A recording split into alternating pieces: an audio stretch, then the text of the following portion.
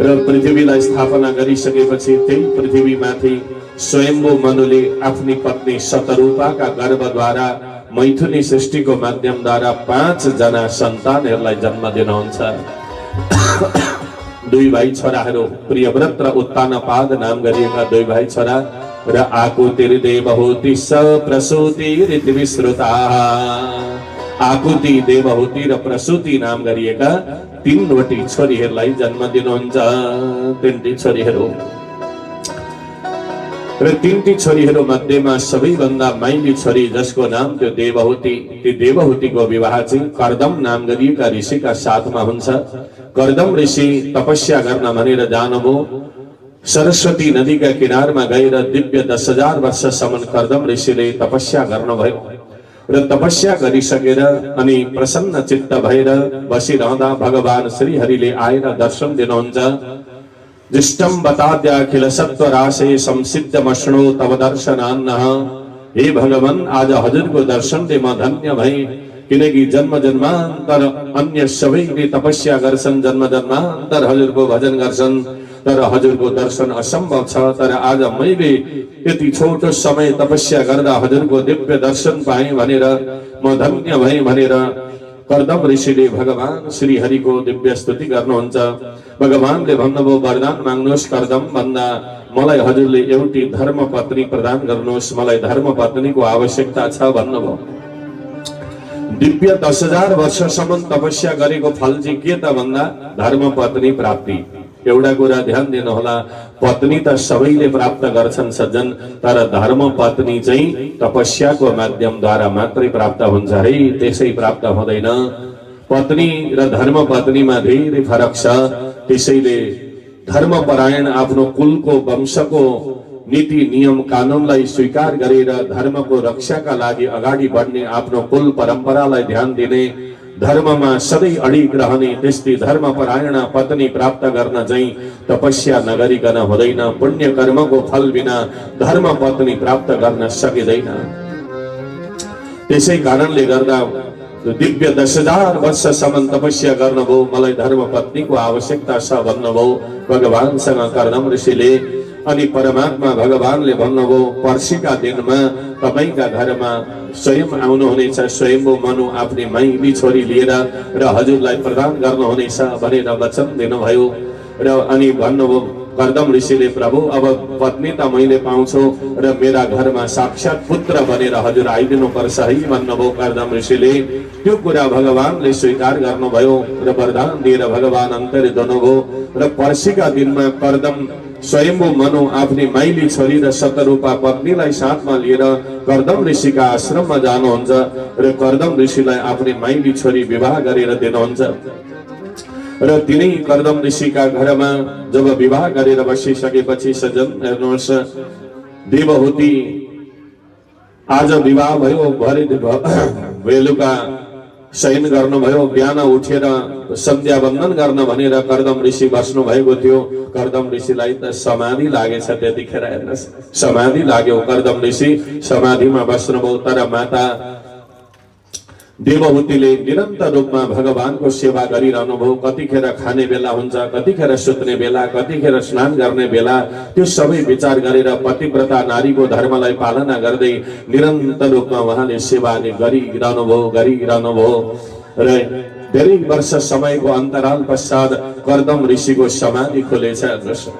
समाधि खोल्यो, समाधि खोलेर यसो आँखा खोलेर हेर्दा त कपाल, जुन देवहूतिका कपाल चाहिँ आफ्नो शरीरको प्रवाह नगरिकन पतिको सेवा मात्रै गरेकाले कपाल चाहिँ जटा परिसकेछन्, कोर्न नभ्याएर पतिको सेवा मात्रै गरेर कपाल जटा परिसके, गिङरिङ्ग कपाल परेकी भएकी अनि मैलो कपडा लगाएकी झुमसुम आफ्ना अगाडि उभिएकी एउटी युवतीलाई देखेर कर्दम ऋषि झस्किनु भएछ। त्यतिखेर झस्किनुभयो अनि सोध्नुभयो, देवी तिमी को हौ भनेर सोध्नु भएछ। हेर्नुहोस् है, आफ्नै धर्मपत्नीलाई तिमी को हौ भन्नुभयो कर्दम ऋषिले। देवहूतिले भन्नुभयो, हजुरले मलाई बिर्सिनु भयो, म हजुरकी पत्नी स्वयम्भू मनुकी माइली छोरी म देवहूति हुँ, हजुरले बिर्सिनु भयो कि क्या हो मलाई भनेर भन्नुभयो। हाम्रो विवाह भएको थियो नि, हजुरलाई समाधि लाग्यो, भोलिपल्टैदेखि हजुरलाई होस रहेन होला, सम्झिनुहोस् त एकचोटि भन्नु। कर्दम ऋषिले यसो सम्झिँदा ओहो साँच्चै त मेरो विवाह पनि त भएको थियो, त्यतिखेर याद आएछ। अनि कर्दम ऋषि आँखाभरि आँसु बनाउनुहुन्छ अनि भन्नुहुन्छ, देवी म तिमीबाट साह्रै प्रसन्न छु। तुष्टोऽहमद्य तव मान अभिमानदाय शुश्रूषया परमया परया च भक्त्या यो देहि नामयमतीव सुरेश्वदेहो न वीक्षितः समचितं क्षपितं मदर्थे। देवी तुष्टोऽहम अद्यः, म तिमीबाट साह्रै प्रसन्न छु आज। कर्दम ऋषिले भन्नु, किन भन्दा प्रत्येक मान्छेलाई आफ्नो ज्यान प्यारो हुन्छ, प्रत्येक व्यक्तिलाई आफ्नो ज्यान प्यारो हुन्छ, आफ्नो शरीर प्यारो हुन्छ। तर तिमीले त आफ्नो शरीरको पनि प्रवाह नगरिकन केवल मेरो मात्रै सेवा गरेर यत्रो समय व्यतीत गरेछौ भने तिमी भन्दा प्यारो मेरा लागि जीवनमा अब कोही पनि छैन देवी। किनकि आफ्नो शरीर कतिखेर खायौ कि खायौ न, हेर श्रृंगार पनि तिम्रो अस्त व्यस्त छ, मैली धैली बनेकी छौ तिमी। आफ्नो शरीरको प्रवाह नगरिकन तिमीले मेरो निरन्तर सेवा गर्यौ भने तिमी भन्दा प्यारो मेरा जीवनमा अब कोही पनि छैन। देवी भन अब म तिमीलाई के दिउँ भन, म तिमीबाट प्रसन्न छु भनेर कर्दम ऋषिले आँखाभरि आँसु लिएर आफ्नी धर्म पत्नीलाई भन्नुभयो। माता देवहूतिले भन्नुभयो, पतिदेव एउटी सती सावित्री नारी धर्म पत्नीलाई पतिबाट के आशा हुन्छ र अरू? आशा भनेको एउटै मात्रै, गृहस्थीका तीनवटा इच्छाहरू हुन्छन्, प्रबल इच्छा गृहस्थीका। के भन्दा पुत्रैषणा वित्तैषणा र लोकैषणा। पहिलो इच्छा भनेको गृहस्थ आश्रममा पहिलो इच्छा भनेको सन्तान प्राप्तिको इच्छा हो, सन्तान प्राप्तिको इच्छा पहिलो इच्छा हो गृहस्थ आश्रममा। अनि दोस्रो इच्छा भनेको सम्पत्तिको इच्छा, वित्तैषणा, वित्त भनेको सम्पत्तिको इच्छा। अनि तेस्रो इच्छा भनेको लोकैषणा, मेरो यो संसारमा यश फैलियोस्, कीर्ति फैलियोस्, सबैले हाम्रो प्रशंसा गरून्, छोराछोरीको मेरो पनि मैले धर्म कर्म गर्न सकूं, पुण्य आर्जन गर्न सकूं, यश कीर्ति फैलाएर मर्न सकूं भन्ने भावना। यी गृहस्थीहरूका तीनवटा इच्छाहरू हुन्छन्, प्रबल इच्छाहरू। र ती इच्छा मध्येमा हाम्रो त पहिलो इच्छा पनि पूरा भएको छैन। गृहस्थ आश्रममा प्रवेश गरेको धेरै समय भयो तर सन्तान छैनन् अहिलेसम्म, मलाई सन्तान प्रदान गर्नुहोस् भनेर भन्नु। अनि विवाह गर्नुभन्दा पहिले देवहूतिसँग कर्दम ऋषिले एउटा शर्त राख्नु भएको थियो। कस्तो शर्त भन्दा, हामी दुईजनाबाट एउटा मात्रै सन्तान हुने बित्तिकै म तिमीलाई छोडेर तपस्या गर्न जान्छु है भन्नुभएको थियो। देवहूतिले त्यो शर्त स्वीकार गर्नुभएको थियो। ठिकै छ तिम्रो इच्छा हो भने भनेर कर्दम ऋषिले अब यस्ता पाराले त सन्तान प्राप्ति गरेर हुँदैन भनेर भगवान नारायणले दर्शन दिन आउँदा कर्दम ऋषिको शरीरको अवस्था त्यो दुःख देखेर भगवान नारायणका आँखाबाट आँसुका धारा बगे र त्यो आँसु बगेर बनेको सरोवरलाई बिन्दु सरोवर भनेर भनिन्छ। आज पनि छँदैछ त्यो बिन्दु सरोवर। त्यो बिन्दु सरोवर भित्र देवहूतिलाई प्रवेश गराउनु भयो कर्दम ऋषिले। त्यहाँबाट दासीहरू प्रकट भए र उनीहरूले स्नान गराएर दिव्य वस्त्र परिधान गरेर सुन्दरी श्रृंगार गरेर देवहूतिलाई अत्यन्त सुन्दरी बनाएर प्रकट गराइदिए। र कर्दम ऋषिले पनि आफ्नो तपोबलको माध्यमद्वारा सुन्दर स्वरूपलाई धारण गर्नुभयो र कर्दम ऋषिले जी कामग नाम गरिएको विमानलाई प्रकट गराउनुहुन्छ। कामग विमान सजन यो कर्दम ऋषिले प्रकट गराएको विमान हो। कामक शब्दको अर्थ के हुन्छ भन्दा कामेन गच्छति इति कामगः, कामना इच्छा अनुसारको गति भएको विमानलाई कामक विमान भनेर भनिन्छ। त्यो विमानमा चढेर म यहाँ जानु पर्यो भनेर मनले सोच्ने बित्तिकै त्यही ठाउँमा गएर अवतरण हुन्छ। त्यसमा कुनै पाइलटको आवश्यकता पर्दैन, चालकको आवश्यकता पर्दैन। मनको संकल्प मात्रद्वारा नै चल्ने खालको विमान। अहिलेसम्म पनि वैज्ञानिकहरूले त्यस्तो विमान बनाउन सकेका छैन नि, छ त?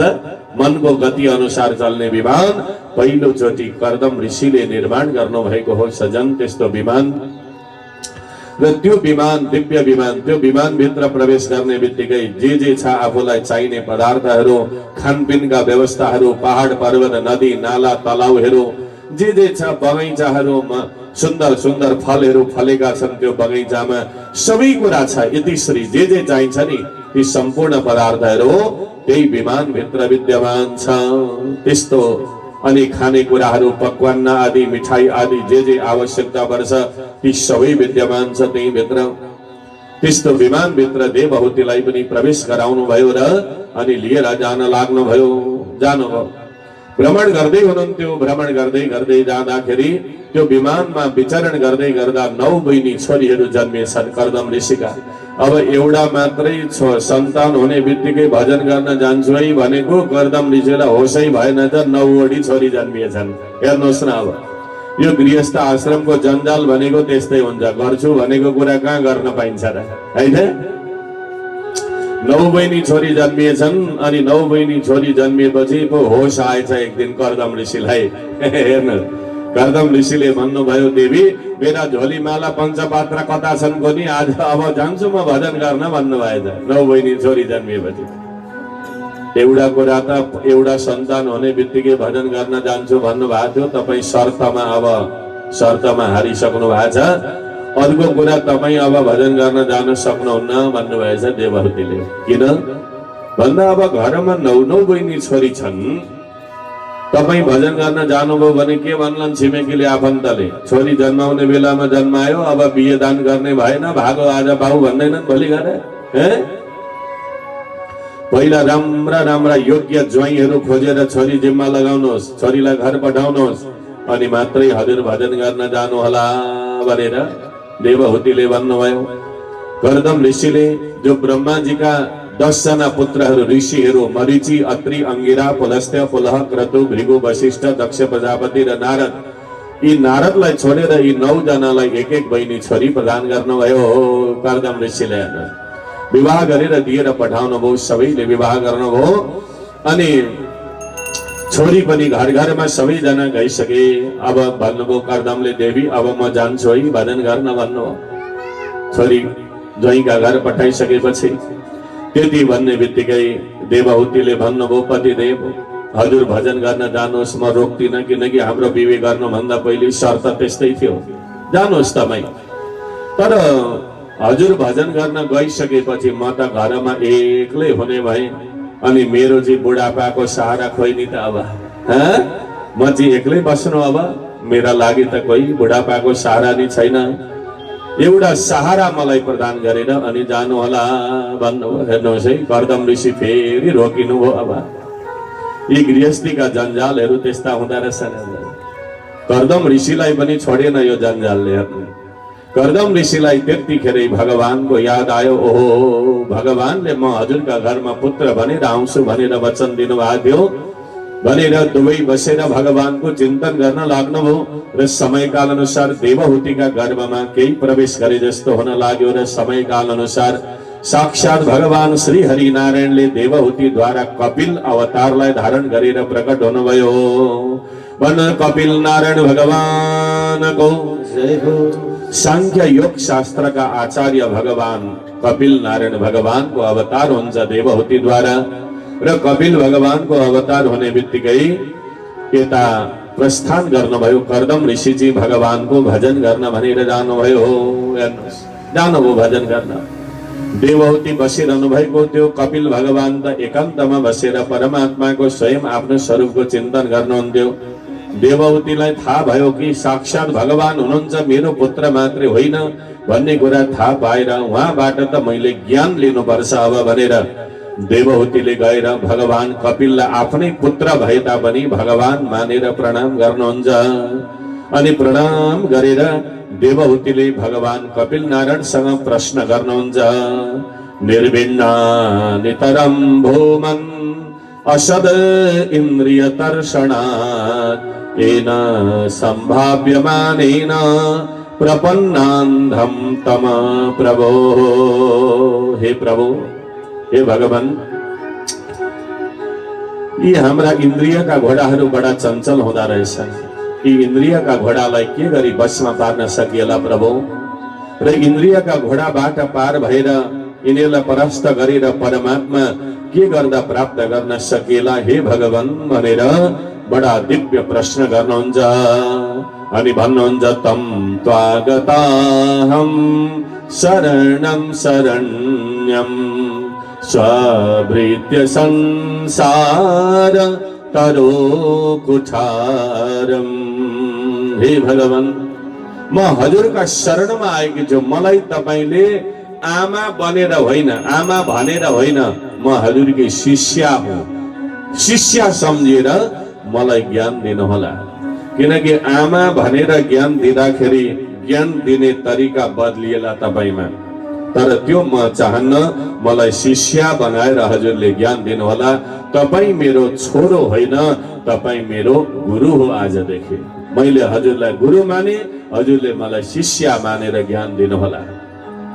भगवान श्री कृष्ण चन्द्रले अर्जुनलाई पनि त्यही गर्नु भएको थियो। हेर्नुस्, अर्जुनले सोध्नुभयो, भगवानले उत्तर दिँदै जानुभयो। पहिलो अध्यायमा त कृष्णले उत्तर दिँदै मात्रै जानुभयो। दोस्रो अध्यायमा गएपछि अब अर्जुनले कृष्णले दिएको उत्तर भित्र मनमा प्रवेश गरेन। जब अर्जुन अनि आफ्ना ठाउँमा आउनुभयो, हे प्रभु कृष्ण, मलाई तपाईले साथी बनेर अनि हाम्रो मामाको छोरो भएर ज्ञान दिने होइन। तपाईले हाम्रो माउली हो तपाई भन्ने भाव मैले राख्नु हुँदैन। म शिष्यस्तेहम साधिमाम त्वाम प्रपन्नम। म तपाईका शरणमा आएको छु। म हजुरको शिष्य हुँ। अब मलाई गुरु बनेर ज्ञान दिनुहोस् भनेर अर्जुन भगवानका शरणमा गएपछि, शरणागत स्वीकार गरेपछि अनि मात्रै भगवानले गुरु बनेर दिएको उपदेशले अर्जुनको मनमा चित्त बुझ्यो। हेर्नु, त्यस्तै प्रकारले यहाँ माता देवहूति पनि भन्नुहुन्छ, तपाईले मलाई गुरु बनेर उपदेश दिनुहोस्। अब छोरो भएर होइन र म तपाईकी शिष्या हुँ, म आमा होइन भनेर माता देवहूति भन्नुहुन्छ। त्यति भनेपछि भगवान कपिल भन्नुहुन्छ, हे आमा, तपाईलाई यदि इन्द्रियलाई वशमा गर्न, मनलाई वशमा गर्न तपाई चाहनुहुन्छ भने एउटा उपाय छ। भन्नु, कस्तो उपाय भन्दा तपाईले सबैभन्दा पहिलो कुरा साधु सन्त महात्मा भगवानका भक्तहरूको संगत गर्नु पर्दछ। आमा, मनलाई केन्द्रित गर्न र इन्द्रियलाई वशमा गर्नका लागि पहिलो उपाय भनेको सज्जनको संगत। साधु सन्त महात्मा भगवानका भक्तको संगत सर्वप्रथम अनिवार्य छ। अनि हे भगवान, साधु सन्तको लक्षण चाहिँ के हो नि त? साधु सन्त भनेका कस्ता हुन्छन् त? पहेँला कपडा लगाएर हिँड्नेलाई साधु भन्ने कि? साधुको लक्षण के हो? पहेँला कपडा लाउनेलाई, गेरुवा वस्त्र लाउनेलाई साधु भन्ने कि? टुप्पी पालेर हिँड्नेलाई साधु भन्ने कि टुप्पी काटेर हिँड्नेलाई साधु भन्ने त? धोती कुर्ता लगाएर हिँड्नेलाई साधु भन्ने कि टाई सुट बुट लगाएर हिँड्नेलाई साधु भन्ने त? साधुको लक्षण के हो? एउटा कुरा नि सज्जन, वेशभूषाले कोही पनि साधु हुँदैन। वेशभूषा त जसले पनि ग्रहण गर्न सक्छ, तर साधुको लक्षणले साधु हुन्छ व्यक्तिहरू। साधुका लक्षणहरू हुन्छन्, त्यो लक्षणले मात्रै मानव साधु बन्दछ। लक्षण कस्ता हुनु पर्दछ त? यहाँ भगवान कपिल बताउनुहुन्छ, तितिक्षवः कारुणिक सुहृद सर्वदेहिनाम् अजात शत्रव शान्ता साधव साधुभूषणाः। यी साधुका लक्षणहरू हुन्छन्। तितिक्षवः, आफू पनि पार तर्ने र अरूलाई पनि तार्ने क्षमता जसमा छ, त्यसैलाई साधु भनिन्छ। केवल म मात्रै खाउँ, म मात्रै तरौँ होइन, अरूलाई पनि पार तारौँ, अरूलाई पनि ज्ञान दिउँ। ज्ञान लिँदै मात्रै होइन, दिनै पनि गर्नुपर्छ भन्ने भाव जसमा छ, त्यसलाई साधु भनिन्छ। अनि कारुणिकः, साधुहरू करुण रसले भरिएका हुन्छन्, कारुणिक हुन्छन्, दयावान हुन्छन्। अनि सुहृदा सर्वदेही नाम, सबै भूत प्राणीहरूमा सौहार्दको भावना राख्दछन्, सबैलाई आफ्नो मान्दछन्। आकाशभन्दा फराकिलो हृदय जसको हुन्छ। अनि अर्को कुरा कि अजात शत्रु वा नजात शत्रु इति अजात शत्रु हो। साधु सन्त भगवानका शत्रु हुँदैनन्, सज्जन भगवानका भक्तका शत्रु हुँदैनन्। जसलाई सबैलाई मित्रवत व्यवहार जसले गर्नुहुन्छ, साथी जस्तै व्यवहार सबैलाई गर्नुहुन्छ। अनि शान्त, एकदमै शान्त स्वभाव, कसैले गाली गर्दा पनि शान्त, प्रशंसा गर्दा पनि शान्त, विचलित कहिले हुँदैनन्। कसैले कुटिहाल्यो भने पनि शान्त, कसैले केही गरेन भने पनि शान्त। दुईटै अवस्थामा शान्त स्वभाव जसमा छ, स्वभावले कर्मले व्यवहारले साधु हुने हो सज्जन, वेशभूषाले साधु कहिले पनि हुँदैन। साधवः साधु भूषणाः, यी साधुका लक्षणहरू हुन्। त्यस्ता लक्षणहरू जसमा छ उसैलाई साधु भनेर भनिन्छ। सन्तको लक्षण भनेको त्यस्तो हुन्छ। र यस्ता साधु सन्त महात्माहरू भेटिनु भयो भने उहाँहरूसँग सत्सङ्ग गर्नुपर्छ। आमा भन्नुभयो सत्सङ्ग गर्नुपर्दछ। सत्सङ्ग भनेको के हो भन्दा सताम भगवत जनानाम सङ्गः इति सत्सङ्गः। भगवानका भक्तहरूको सङ्गत गर्नु, साधु सन्तको सङ्गत गर्नु, भगवानका भक्तहरूको सङ्गत गर्नु, सत वस्तुको खोजी गर्ने माध्यमलाई नै सत्सङ्ग भनेर भनिन्छ। त्यो कर्महरू गर्नुपर्दछ। अनि सत्सङ्ग गर्नाले के हुन्छ त भन्दा भगवान कपिल भन्नुहुन्छ सताम प्रसङ्गान् मम वीर्य संविदो भवन्ति ऋतकर्ण रसायना कथा तज्जोषणदा स्वपवर्ग वर्तमनि श्रद्धा रतिर्भक्तिरनो क्रमिष्यति। बड़ा सुंदर प्रसंग वर्णन गर्नुहुन्छ यहाँ कपिल भगवान। भन्नुहुन्छ सत्संग गर्न, साधु सन्तको संगत गर्नाले, भगवानका कथा सुन्नाले मानवलाई श्रद्धा प्राप्त हुन्छ। श्रद्धा भनेको विश्वास। भगवानले हामी माथि कति कृपा गर्नु भएको रहेछ, कति करुणा दृष्टि राख्नु भएको रहेछ भन्ने कुराको ज्ञान हुन्छ। अनि श्रद्धा भएपछि रति हुन्छ। रति भनेको विश्वास हुन्छ। श्रद्धा नभइकन, विश्वास नभइकन कुनै पनि कार्यमा लगनशील कारणले प्रकारले लाग्न सकिँदैन, लगनशीलता हासिल गर्न सकिँदैन।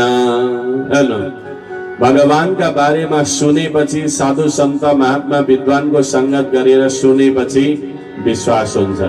विश्वास भएपछि श्रद्धा हुन्छ। अनि श्रद्धा भएपछि रति हुन्छ। रति भनेको आदत बस्दछ। विश्वास भएपछि भगवानको कथा सुन्ने बानी हुन्छ। रति भनेको आदत हो, बानी हो। विश्वास नभइकन बानी बस्दैन। विश्वास भएपछि पूजा गर्ने बिहान उठेर नुहाउने बानी हुन्छ, पूजा गर्ने बानी हुन्छ, कथा सुन्न जाने बानी हुन्छ, मन्दिर जाने बानी हुन्छ। आदत त्यस्तो बस्दै जान्छ। तर विश्वासै छैन भनेदेखि त्यो बानी बसाउन सकिँदैन। अनि पूजा गर्ने बानी हुन्छ। यो अर्को कुरा, एउटा तमाखु खानेवाला व्यक्तिलाई आदत हुन्छ नि, जति नि जे रसभरी नि ल्याएर खुवाए तापनि, जुलपी खुवाए पनि, मिठा खाने कुरा अचार विचार 84 व्यञ्जन खुवाए पनि, जति खुवाए पनि अन्तिममा गएर अलिकति माडेर नलगाई चित्तै बुझ्दैन अरे हैन। के खाइन जस्तो हुन्छ अरे। आदत भनेको त्यो हो, रति भनेको त्यो हो। अरू सबै थोक भएर पनि त्यो नभइकन भएन अरे। त्यसलाई के भनिन्छ? रति भनिन्छ। रति हो भनेको त्यो भनेको आदत हो। त्यस्तै भगवानमा अधिक विश्वास भइसकेपछि मान्छेमा त्यस्तो रति हुन्छ। अर्थात् जे गरे पनि एकछिन कथा नसुनिकन चित्त बुझ्दैन, एकछिन मन्दिर नगइकन चित्त बुझ्दैन, एकछिन बसेर पूजा नगरी चित्त बुझ्दैन, भगवानको भजन नगरी 2-4 चोटि नाम नलिकन भगवानको दिनमा चित्तै बुझ्दैन। हेर्नु, त्यस्तो भाव जब हुन्छ, अवस्था आउँछ। अनि त्यो आइसकेपछि, अनि रति भएपछि अनि मान्छेलाई भक्ति जागृत हुन्छ। भक्ति भनेको परमात्मामा अनन्य प्रेम सम्बन्ध जोडिन्छ। अब मलाई दुनिया सबै नभए पनि हुन्छ, तर भगवान बिना म रहन सक्दिन।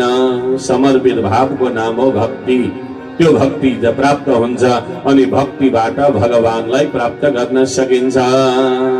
भक्तिबाट मात्रै भगवानलाई प्राप्त गर्न सकिन्छ र मानवको कल्याण हुन्छ सज्जन। अनि मात्रै त्यसै कारणले साधु सन्त महात्मा भगवानका भक्तको संगत मानव जीवनमा अपरिहार्य छ। त्यहाँबाट वृद्धि हुँदै हुँदै अनि मानव मोक्ष पर्यन्त पुग्न सक्दछ। र बसेर भगवानको ध्यान गर्नुपर्दछ। भगवानको ध्यान गर्ने तरिका यहाँ बताउनुहुन्छ। संचिन्तयेत् भगवतः शरणारविन्दम् वज्राङ्कुशध्वज सरोरुहलाञ्छनाढ्यम् उत्तुङ्गरक्तविलसन्नकचक्रवालम् ज्योत्स्नाभिराहतमहद् हृदयान्धकारम्। सुचौ शुद्ध आसनमा बस्ने। पहिला हेर्नुहोस् है, भगवानको ध्यान गर्ने तरिका यहाँ कपिल भगवानले बताउनुहुन्छ। शुद्ध आसनमा बस्ने, अनि विजितासन आसनम, आसनलाई जितेको हुनु पर्यो।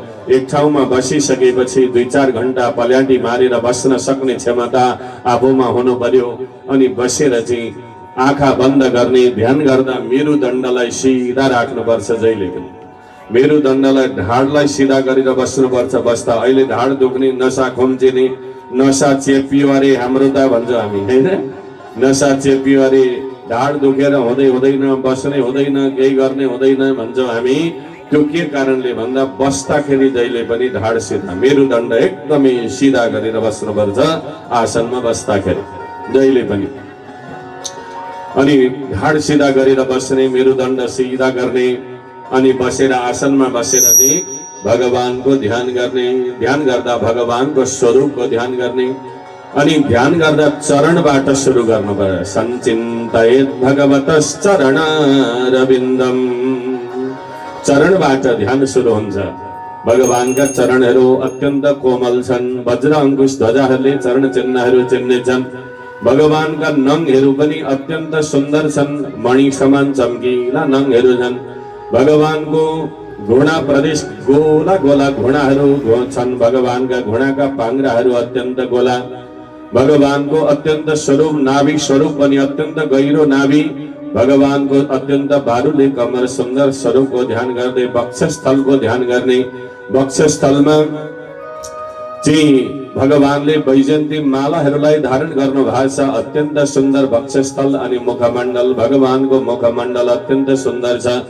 भगवानका ओठहरू कमलका पत्रा पंखुडी जस्ता भगवानका कोम नरम नरम ओठहरू रहेका छन्। दन्त पंक्तिहरू पनि अत्यन्त मिलेका छन्। मुसुक्क हाँस्दा विश्व ब्रह्माण्ड नै प्रसन्न हुन्छ।